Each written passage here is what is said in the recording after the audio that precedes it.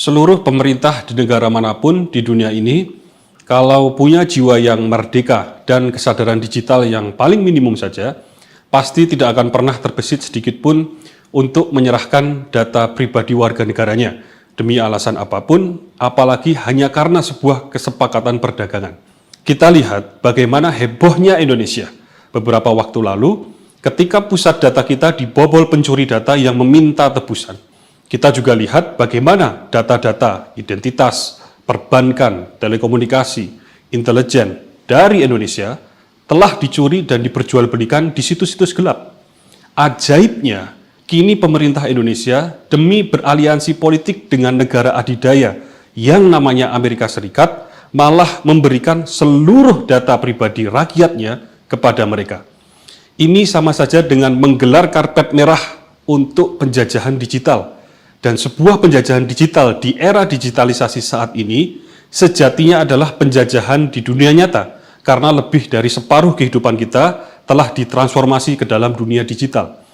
Pemerintah tidak hanya gagal di dalam bernegosiasi, tapi juga telah gagal melindungi rakyatnya.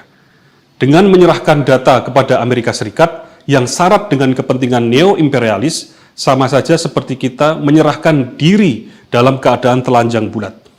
Dengan data pribadi kita, Amerika Serikat akan tahu apa saja tentang kita. Bahkan mereka menjadi lebih tahu seluk-beluk diri kita daripada kita sendiri.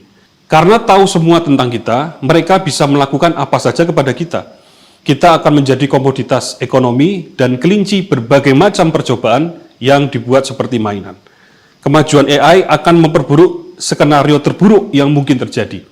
Propagasi dampak negatif dari dikuasainya data pribadi kita akan menandai tahap demi tahap gejala pelemahan kita sebagai bangsa yang kini merdeka menjadi kurang merdeka dan pada akhirnya menjadi bangsa yang tidak merdeka.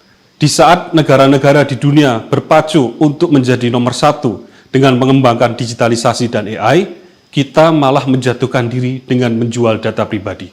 Saya pikir seluruh rakyat Indonesia pasti akan menolak rencana ini dan pilihan bagi pemerintah Indonesia saat ini hanyalah tinggal satu, yaitu membatalkan rencana kesepakatan tersebut.